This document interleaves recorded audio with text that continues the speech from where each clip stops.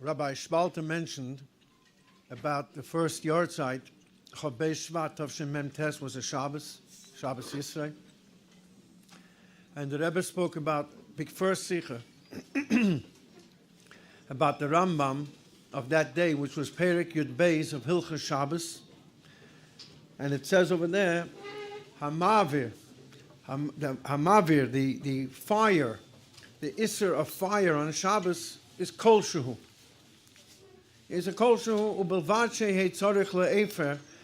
The condition is that the ash that was produced by this Kol Shehu fire is needed, is necessary.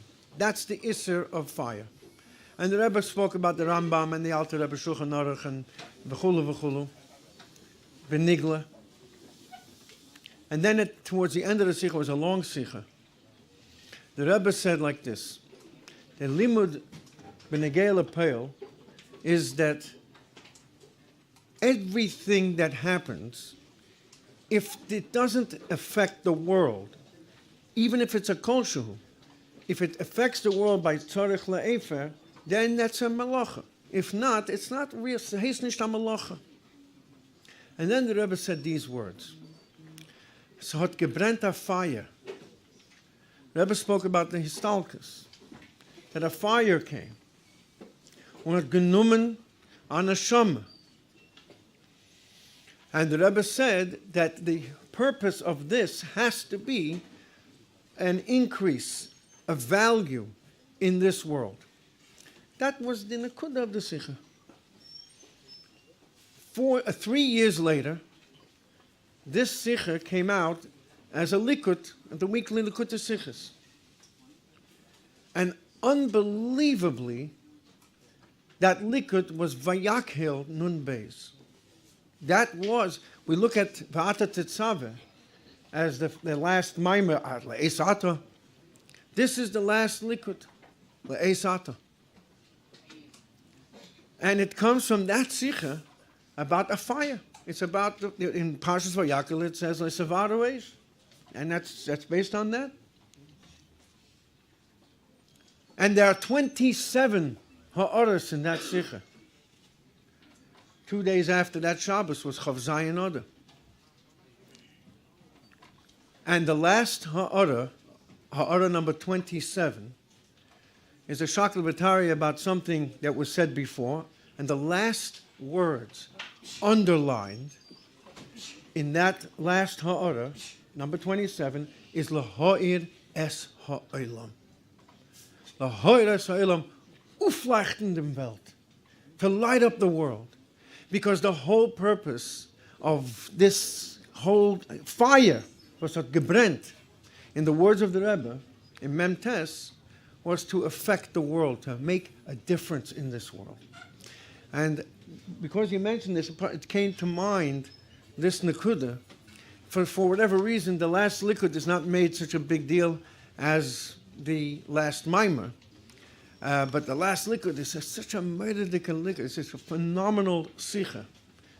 First Benigla, and then in Chassidus, it's meridic. And I say this as a Hakdama to the stories that I'm going to say, that the stories that I will tell are stories that need to have a pa'ula. They need to have some kind of an effect of fire, muss brennen, but the fire that burns has to leave behind has to leave behind something that we need. So here's the first story that I'd like to share, and the Uba Hakdama. The Hakdama is that we saw by the Rebbe something which was parshit. It's hard to describe this. It's lo yu'umen. The Rebbe, in the middle of a niggin, could have been clapping or inspiring or waving the hands to bring the niggin to more simcha. And then, almost rega kememra, the Rebbe would indicate to Rabbi to start the Maimon niggin. And as soon as that began, the Rebbe changed Parshit min hakotze el hakotze begashmias. The Rebbe's face began to change. The Rebbe's demeanor. The Rebbe began to to sit in a different way. He was sort of fidgeting, and the Rebbe was fixing his tie, sometimes the beard, and the Rebbe was sort of looking for a place to stay in one place. Like the Maimon was coming. And the Rebbe looked different. And it could have been a few seconds before the Rebbe was smiling, and the Rebbe was clapping and waving the hands. And then, mamish in a second, it was like a different person. And this was something that was always, we're seeing it all the time.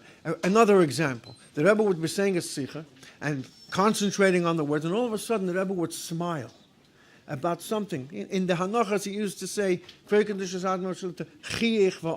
he smiled and he said the following. It's interesting, you can say a lighter moment, and the Rebbe's face would change. The whole face would light up. And the time that you saw that the most was on Simchas Torah. Bechlal, the Rebbe's whole Metzias on Simchas Torah was different.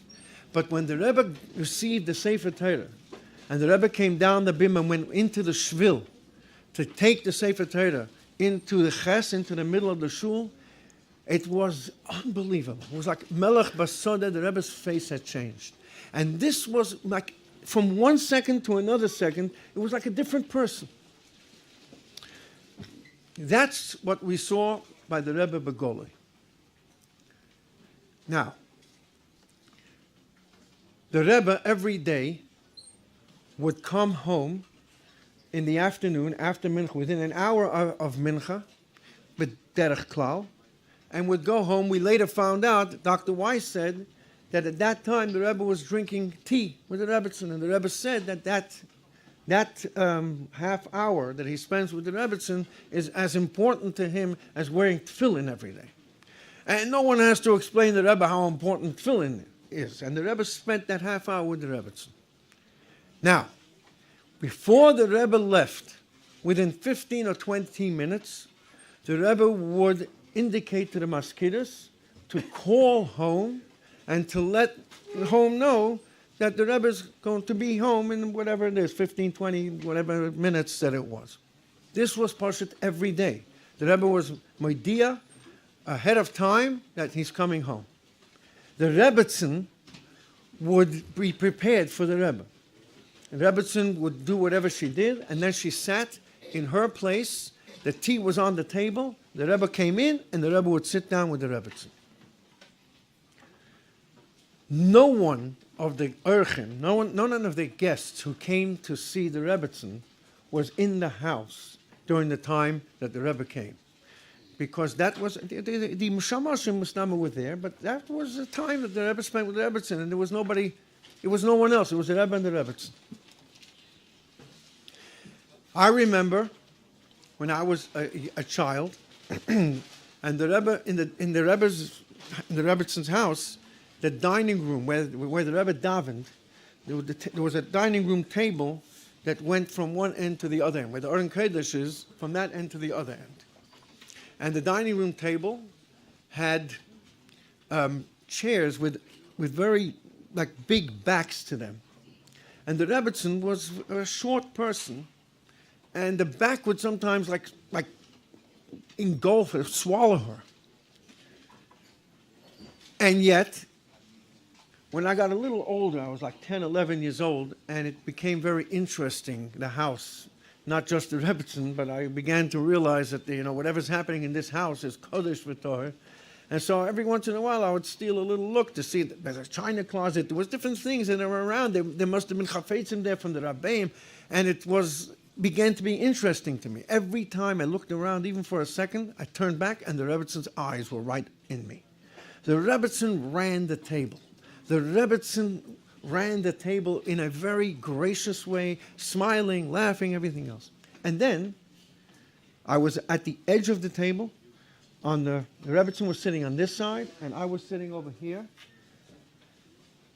And this was one of the times that we were there, and I don't remember which year, but I was young. And one of the chevra who was in the house came over to the Rebbetzin in the middle of this deal. I was there with my grandparents. I don't remember who else, members of my family. And one of the Bachrim came down and said something to the Rebbetzin, like into her ear. whispered something into her ear. It must have been that the phone call had come from 770, from the Rebbe, from the mosquitoes, that the Rebbe is on his way. Because in 1 second, the Rebbetzon's face completely changed. It was like, Farbrengen was this, and all of a sudden she became this very serious. She didn't say one word. She didn't have to say one word. All she did was have this look on her face, and my grandfather said, like, as soon as he saw that, he said, "Oh, well, I think we've been here long enough. It might be time to go." And the Rabbitson said, "Thank you so much for coming," and, graciously made sure everybody left within a minute or two out. But she never said it. She didn't have to say it. And that leads into a different story. A moederdike meiser. My grandfather was always wanting to have a picture of the Rabbitson. All the pictures we have are from 1950s, our wedding. And it's some stark gebankt. He felt that his house needed, next to a picture of the Rebbe, needed also a picture of the Rabbitson. My grandfather would speak to the Rabbitson every week, call up from England, and he had a shaykhus to Beis Harav there.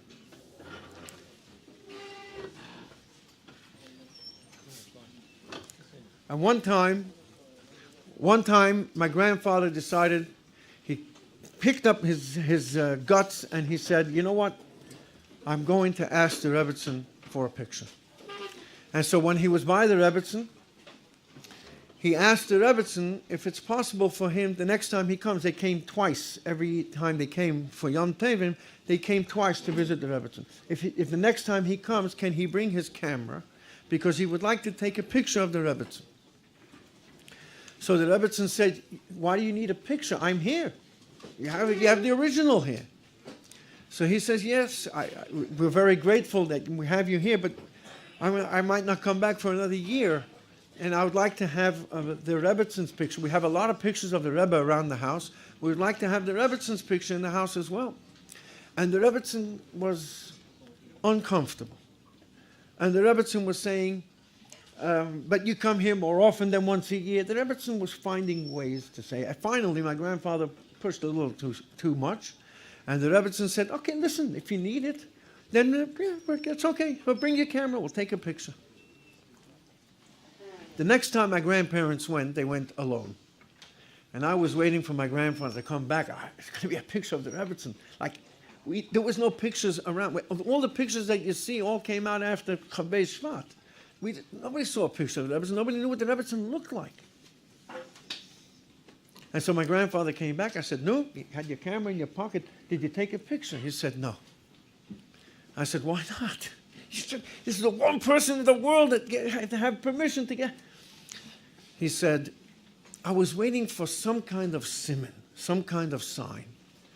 And I reminded myself how uncomfortable. I've never met a person in my life who was not just, you don't find, even the pictures that we have are not really poses, only from the wedding.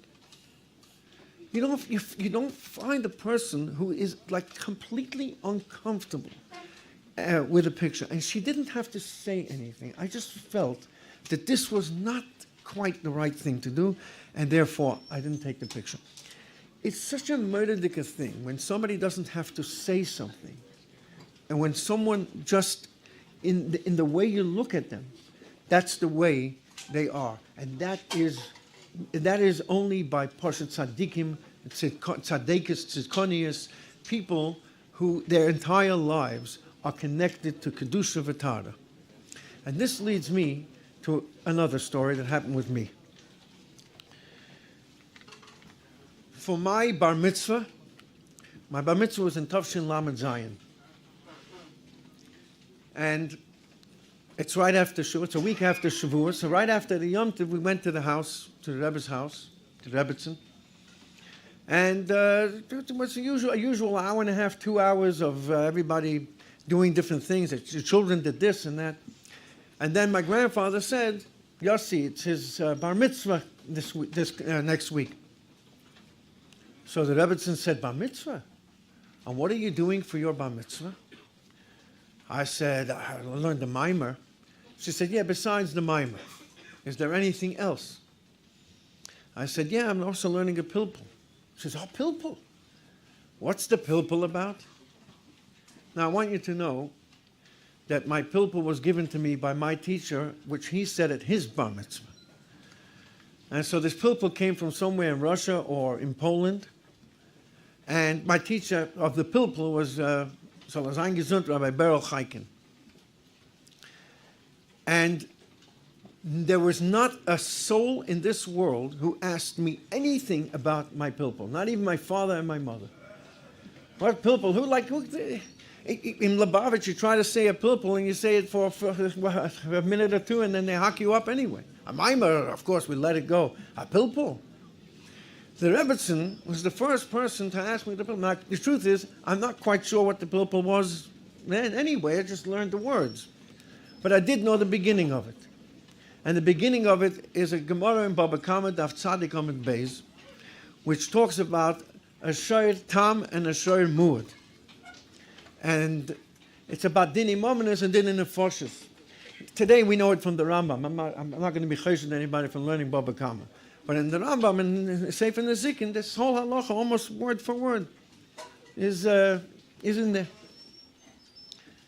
And it talks about a shoyer haniskel. You have to explain what a muad is and a tam, and a shoyer haniskel, and that when it comes to if the shoyer haniskel caused damage, nezek, and then also killed someone, the Gemara says, first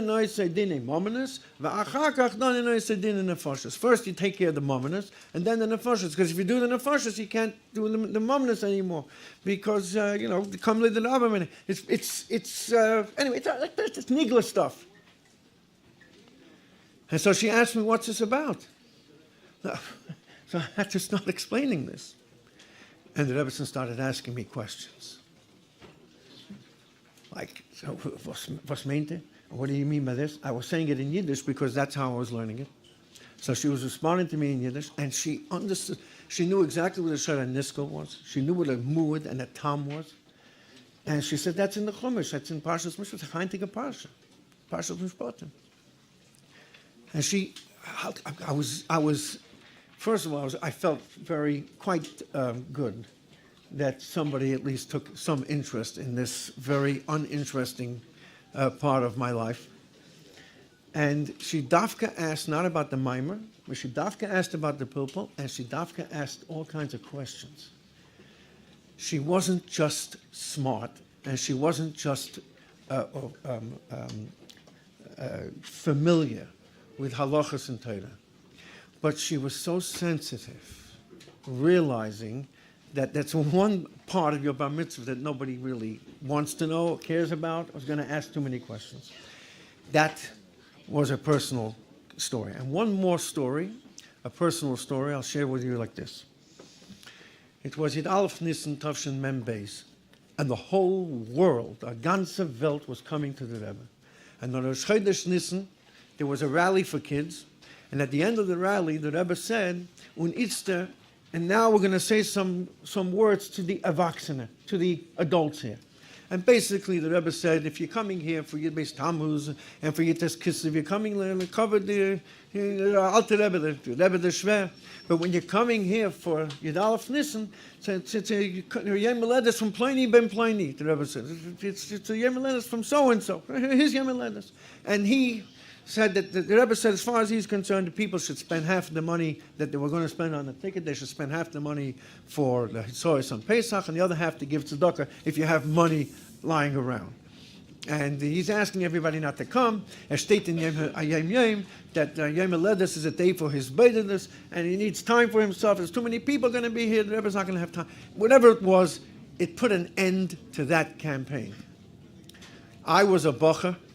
I was learning in Israel at that time, and I came stopover in England on my way to New York for Yid Aleph Nissen. I had a boarding, I had a seat. And the campaign was very strong to go to the Rebbe, and then the campaign was very strong that nobody should go unless you're going for Pesach. The Rebbe said no is no. Derech Agav. No, not Derech Agav. I'll soon share with you that. So Ma'aseh B'Poel, I was convinced that if you want to follow the Rebbe's Hayrah, the Rebbe's this, you should not go. You mustn't show up, and Alef Nissen Rebbe's do anyway. I have one regret in life, and that is that only regret I have in my life. And that is that I didn't go for that Yid Alef Nissen. Ma'aseh B'Peil, I didn't go. In the meantime, my grandfather, who was going, also decided he's not going. And then people started telling him, maybe the Rebbe didn't quite mean you, and he got a lot of pressure to go. And he didn't know what to do. And so he decided he's going to ask the Rabbitson. So he called up the Rabbitson, and the Rabbitson said, that's a good question. I'll ask the Rebbe. Call me back at this time. He calls back the Rabbitson, and the Rabbitson said, I presented this dilemma to the Rebbe, and the Rebbe did not respond. So my grandfather wasn't a shaitan. So he said to the Rabbitson, and what's your opinion? So the Rabbitson said, my opinion is that the Rebbe did not include friends like you. But if something goes wrong, don't blame me. That's what the Rabbitson said. And so my grandfather came on Friday. Alef Nissen was on Sunday. My grandfather came on Friday. He came to Mincha. The Rebbe came out to Mincha, and the Rebbe gave the big shmeichel. Oh, he's Baruch Haba. He got his Shalom Aleichem. And then on Sunday, in the afternoon, before the Farbrengen, my grandfather went to the Rebbetzin. And my grandfather was telling the story of the people who were going and the people who were not going, and there was this tumult, and then the Rebbe stopped it, and then I'm here because of... And then he said to the Rebbetzin how upset I was. Yossi is very upset. I was 17 years old at the time, and she was busy. He was telling the Rebbetzin how disappointed I was. So the Rebbetzin said to my grandfather, tell Yossi that he's not his grandfather. Now, Poshut Pshat means, when I heard this, Poshut Pshat is, listen, he is whatever, and you are, but I took it much deeper than that. And I took it in a way that she was really passing along a message to me. And that is, you got a long way to go. You think you're going to show up over here? We have to see your face. Remember that if you want to be something, you're not your grandfather. You've got to work. You've got to do something with yourself. That's how I took it. You've got to work on yourself. You've got to darf sitzen und lernen, und man darf davenen, und man darf tun, and you got to work on yourself. You got to make yourself worth something. You've got to make a difference in the world. If you want to be, you have charota that you haven't come. What were you coming for? Because you want to say you were there. When you come to the Rebbe, and when you come to the Rebbetzin, you need to go away realizing that something has to happen in this world that changes in yourself, and not avoda im atzmai and avoda in mityenem. And that's how I took all of these things. The Rebbetzin looked at me with such sensitivity, looking for that pilpul. The Rebbetzin looked around without saying a word and passed along messages, being careful and sensitive to the other person, at the same time saying to the other person. The Rebbetzin stood out in Kedusha and in Chochmah. But most incredibly, so many stories about the Rebbetzin is about just the sensitivity. And that's, of course, a perfect partner to the Rebbe, who was well known for the way the Rebbe spoke and the way the Rebbe dealt with people in that sensitive way. And perhaps on Chof Beis Shevat, it's Shnas Halev, V'achayiten el liboy. It's about the heart this year.